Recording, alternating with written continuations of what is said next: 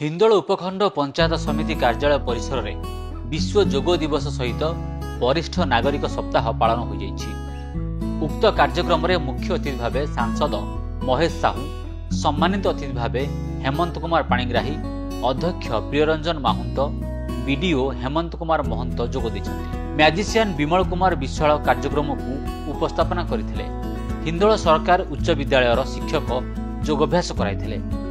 वरिष्ठ नागरिक मानक स्वास्थ्य हिंदोल उपखंड चिकित्सक देखिथिले।